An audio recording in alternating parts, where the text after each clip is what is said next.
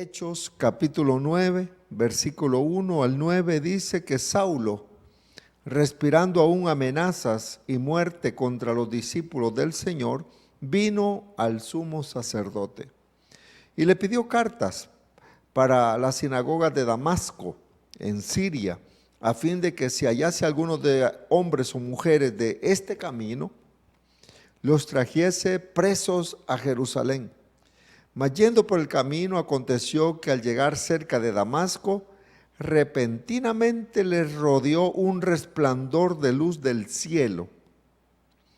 Y cayendo en tierra, oyó una voz que le decía: Saulo, Saulo, ¿por qué me persigues?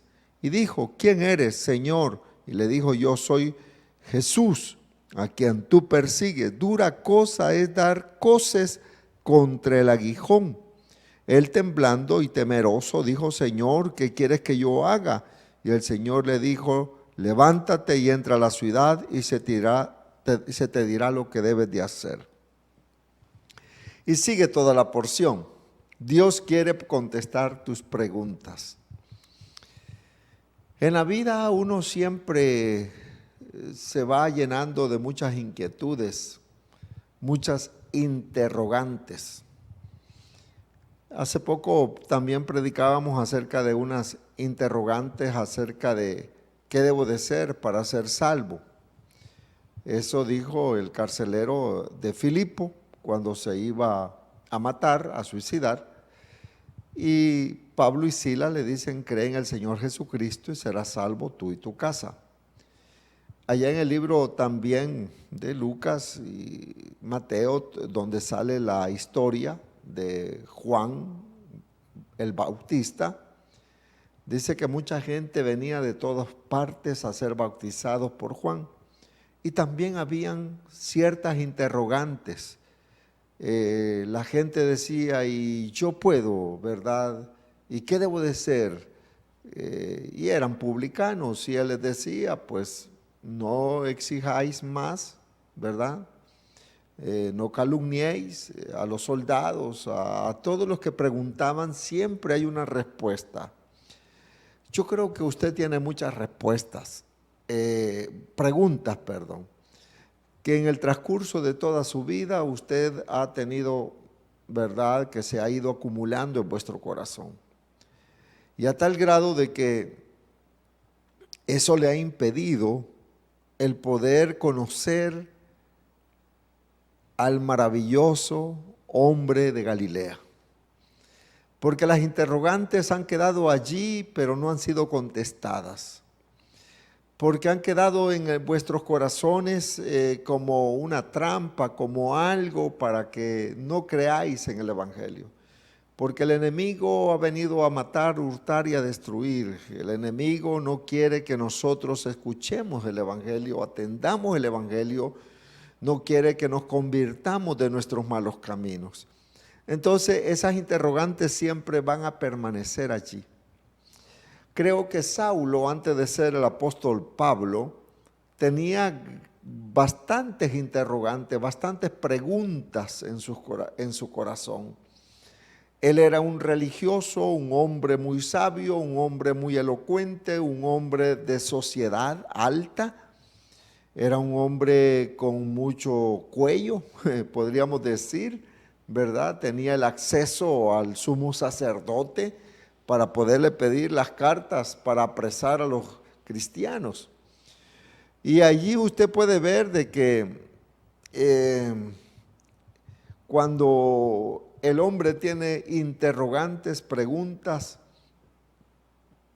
va a haber un momento en que Dios le va a hablar y le va a contestar. Y puede ser hoy, puede ser que el Señor ya muchas veces le ha contestado a través de un sueño, a través de las circunstancias de la vida, a través de los problemas, el Señor a través de todo lo que hay en su entorno. Dios ya le ha contestado sus interrogantes, pero muchas veces no damos el paso de conocer al maravilloso hombre de Galilea. Entonces, Saulo, llamado después Pablo, este era un hombre religioso, como todos los religiosos aquí en Usulután y en todo el mundo, por supuesto. Era un hombre de alta sociedad, un hombre elocuente, preparado, ¿verdad? Un hombre muy preparado con un léxico increíble. Se dicen los estudiosos que él sabía muchos idiomas.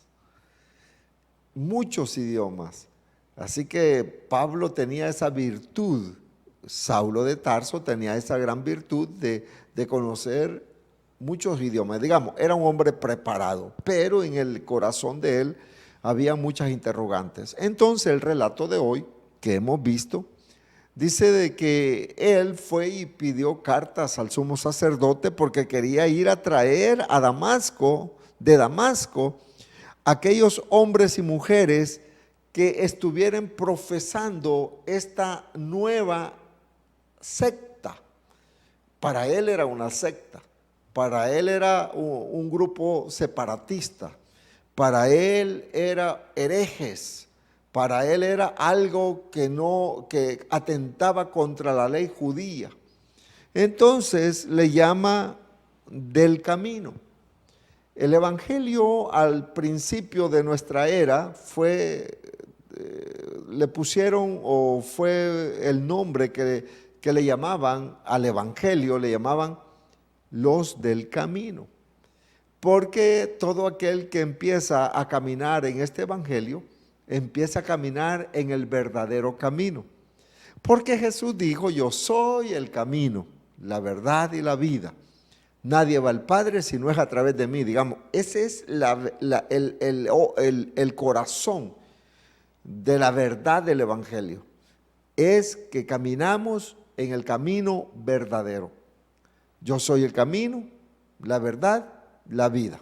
Nadie va al Padre si no es a través de mí. Entonces, ahí es donde usted debe de decidir y ver qué denominaciones, qué sectas o qué religiones verdaderamente están caminando en el camino del evangelio.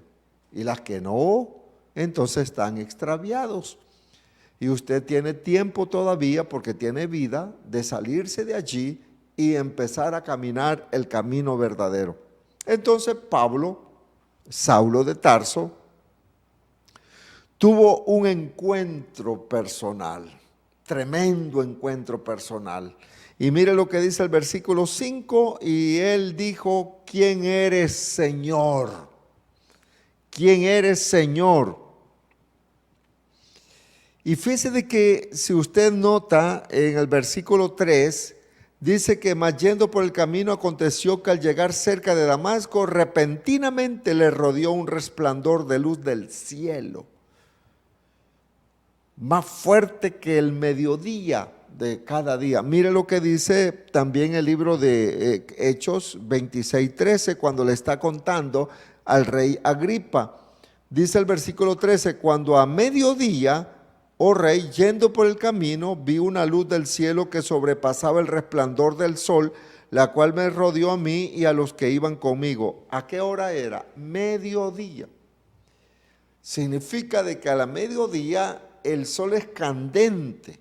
De Jerusalén a Damasco iban posiblemente en caballos, ¿verdad? De que era lo más fino para hombres de la categoría de Saulo.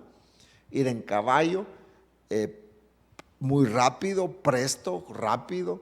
Siempre de Jerusalén agarraban para Jericó, y de Jericó, cruzando todo ese desierto, ya en Jericó ya caminaban junto al río Jordán hasta llegar a Galilea. De Galilea agarraban hacia arriba, ¿verdad? Hasta Cesarea de Filipo, y ahí se cruzaban. De ahí hay 45 kilómetros para llegar a Damasco. Esa era la ruta. ¿Por qué? Porque las bestias iban tomando agua, llevaban comida para las bestias, también ellos podían bañarse, comer y todo eso. Es un recorrido cerca de unas 200 kilómetros o 250 kilómetros de Jerusalén. Entonces ellos no iban a pie, ellos iban en caballo. y iban caminando y dice que un resplandor del sol a mediodía. Y eso debemos de detenernos ahí y pensar de que ese resplandor del sol es la gloria de nuestro Señor Jesucristo. Dice que Él es el sol de justicia. Él alumbraba la creación antes que el mismo sol se hiciese con el soplo del Omnipotente. Él es la luz verdadera en el cosmos, en el pasado, en el presente y en el futuro. Por eso dice, yo soy la luz del mundo. El que viene a mí no andará en tiniebla. ¿Y por qué digo en el futuro? Porque allá en Apocalipsis dice que la gloria del Hijo de Dios alumbrará, porque ya no va a haber sol, no va a haber luna, no va a haber nada, sino que la gloria de Cristo alumbrará como al principio de la creación. Entonces, la luz que le resplandeció a Saulo de Tarso fue una luz 1000 veces más radiante que el mismo sol. Por eso es que quedó ciego. Por eso es que él cayó a tierra, temblando de miedo. Y él oye la voz de un muerto. ¿Cómo se sentiría usted si oye la voz de un muerto, de su tío, de su abuelito que se murió? ¿Verdad? Le pone la piel de gallina inmediatamente. Imagine a Pablo, a Saulo de Tarso, que hay una voz que le dice, Saulo, Saulo. Increíble el encuentro que tuvo con el Señor. Primero, la luz que resplandeció. Segundo, la voz del muerto que le dice, Saulo, Saulo. Le conoce, sabe su nombre. Y si sabe su nombre, le conoce. Por eso yo te digo hoy que el Señor Jesucristo te conoce. Él conoce tu nombre. Él conoce tu pasado. Él conoce tu presente. Y Él quiere que tú puedas provocar cambios en tu vida para que tu futuro sea con Él en la eternidad. Entonces, oyó la voz del muerto. La voz lo llamó reiteradamente por su nombre, Saulo, Saulo. En su sorpresa, Saulo se atreve a preguntar quién es el que lo ha derribado, quién es el que lo tiró al suelo, quién es el que lo ha despojado de toda su arrogancia, de todo su orgullo, de toda su religiosidad. Porque muchas religiones creen que le sirven a Dios y no le sirven a Dios. Le sirven a un sistema humano para conocer a Dios. Hay sectas que le están sirviendo a sus líderes, pero no le sirven a Dios. No le sirven al Señor. Pero ahora aquel hombre está derribado. Y cuando cae, reconoce que con quien habla no es otro más que el maravilloso hombre de Galilea, que meses atrás había sido crucificado, pero que al tercer día se levantó de los muertos. Entonces, oiga bien lo que dice el versículo 5, y le dijo, ¿quién eres? Bueno, Saulo, Saulo, ¿por qué me persigues? Quiero tocar eso. ¿Por qué me persigues? Saulo perseguía a la iglesia y indirectamente o directamente, cualquiera de las dos palabras que pueda usted utilizar, se estaba metiendo con Dios. El perseguir a la iglesia se mete con Dios mismo, con Jesús. Como quien dice, ¿verdad? El que se mete con la gallina, el que se mete con los polluelos, se va a meter en problemas con la gallina. Así es más o menos el refrán. Entonces, es peligroso que la gente se meta en contra de los cristianos evangélicos, nacidos de nuevo, los que estamos llenos del poder de Dios y que hay una unción fresca como aceite desde la cabeza hasta la planta de los pies. Es increíble cómo Dios cuida a sus hijos. El que se mete con la iglesia, se mete con el dueño de la iglesia. El que se mete con el cuerpo de la iglesia, se mete con la cabeza, que es Cristo, es la cabeza de la iglesia. Por eso dice que las puertas del Hades no prevalecerán contra ella, porque se han levantado en toda la historia, desde que Jesucristo la fundó allá en Cesarea de Filipo, en el retiro que tenía con los discípulos, fundó la iglesia y dijo esas palabras: las puertas del infierno no prevalecerán contra ella. Desde allí hasta el día de hoy, las fuerzas del mal han querido destruir a la iglesia. La religiosidad ha querido destruir a la iglesia. Las santas inquisiciones, la maldad, la atrocidad en la época de hace 500 años atrás, todo lo que se provocó con tal de destruir a la iglesia, no la han podido destruir, porque el que se mete con la iglesia, se mete con Jesús. Y si Jesús vive, la iglesia vive también.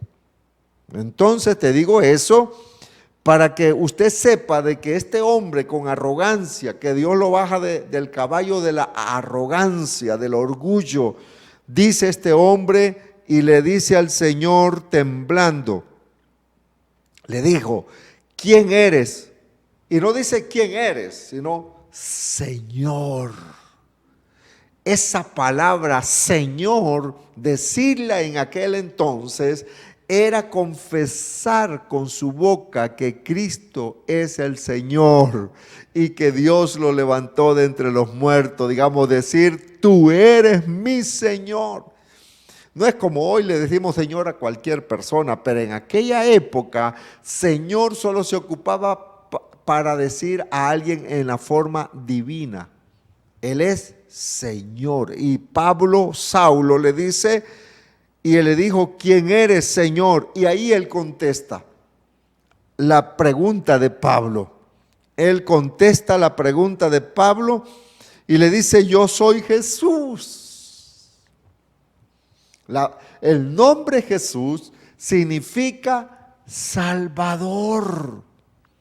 Por eso a María y a José le dijeron, el ángel le dijo: le pondrás de nombre Jesús, porque Él salvará a su pueblo de sus pecados. Por eso es que si tú andas buscando a un Salvador, no lo busques más. Él está cerca de ti está la palabra, cerca de ti está la salvación, porque el único que da salvación es Jesús de Nazaret. Si estás en una religión, si estás en una secta que no te prometen salvación, ¿salvación de qué? Porque no tienen al Salvador. Tener al Salvador es tener la salvación de nuestra alma, el perdón de nuestros pecados. A él le dice: ¿quién eres, Señor? Lo confesó como su Señor y le dice: yo soy Jesús, a quien tú persigues. Y dura cosa es dar coces contra el aguijón. Le dice: yo soy el que tú persigues. Él perseguía a la iglesia, pero se metió con los polluelos y se metió con el dueño de los polluelos. Y se le presenta como el aguijón. El aguijón es la punta del guisute o la punta de la piocha, ¿verdad? Que tiene a un lado, esa punta es un aguijón. Y eso es lo que le dice el Señor en el versículo 5. Dura cosa de dar coces, dura cosa. Es que esté dando patadas de ahogado, persiguiendo a mis hijos y estar tirando patadas al aguijón. Yo soy dice, el aguijón, te vas a dañar, te vas a quebrar y nunca vas a ganar. Por eso es mejor estar con el equipo ganador. Entonces, de todas las preguntas que podemos hacerle a Dios, una de esas es la más importante, está relacionada con su carácter y su naturaleza. ¿Quién eres, Señor? Él es el Salvador del mundo. Él es el Salvador del mundo, el que cargó la cruz. Él es Jehová Jireh. Él es Jehová Shalom. Él es tu paz. Él es tu proveedor. Él es tu estandarte.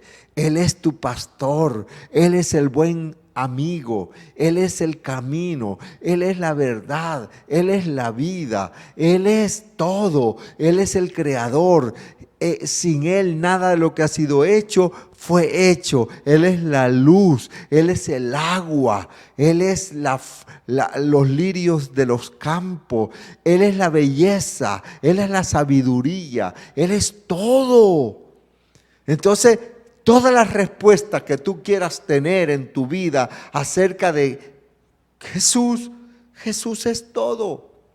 Todo lo que tú quieras, Él lo cubre, Él lo llena, Él lo ministra. Él es tu consolador, pues, cuando estás triste. Él es tu sanador cuando estás en una camilla de un hospital.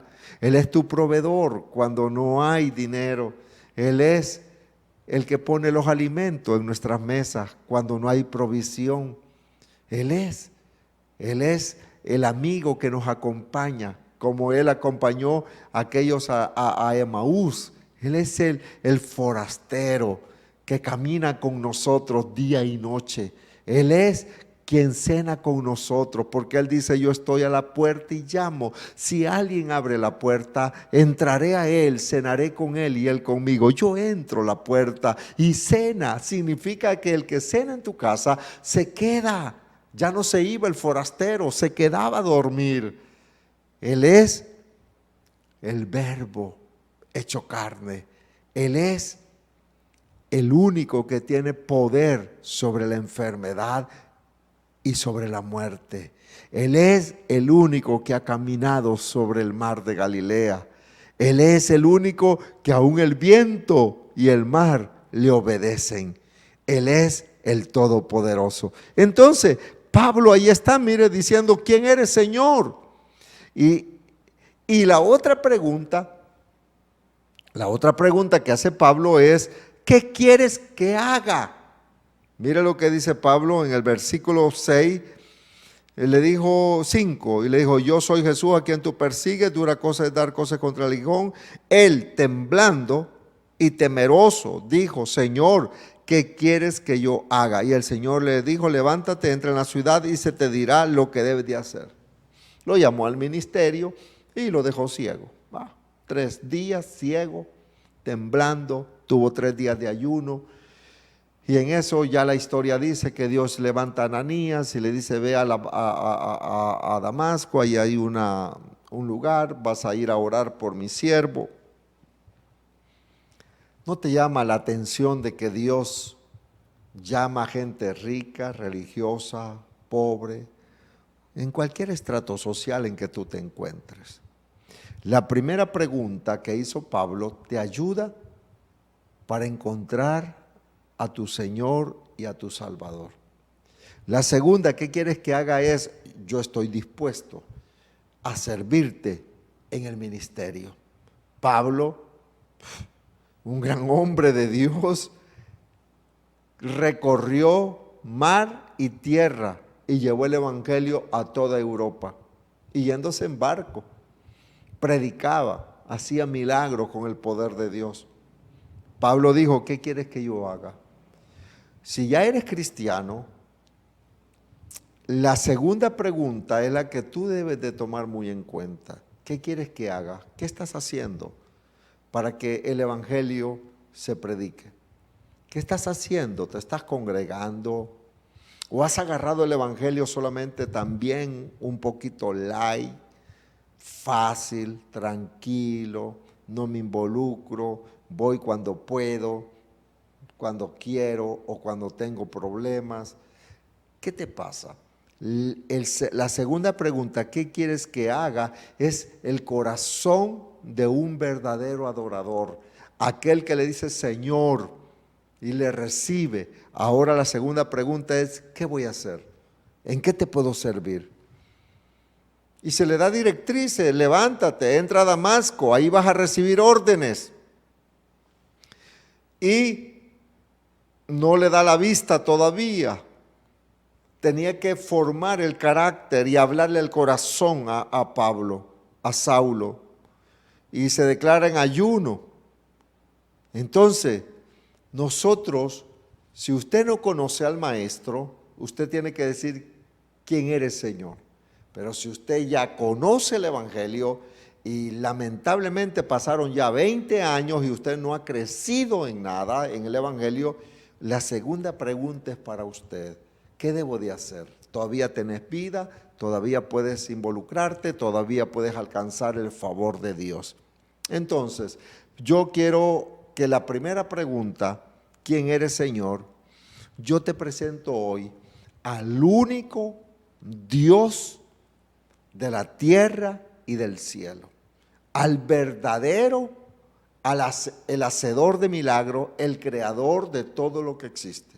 Todo lo demás, de dioses e imágenes y todo lo demás, y todas las sectas y todos los líderes y todo lo que existe en este mundo es vanidad de vanidades.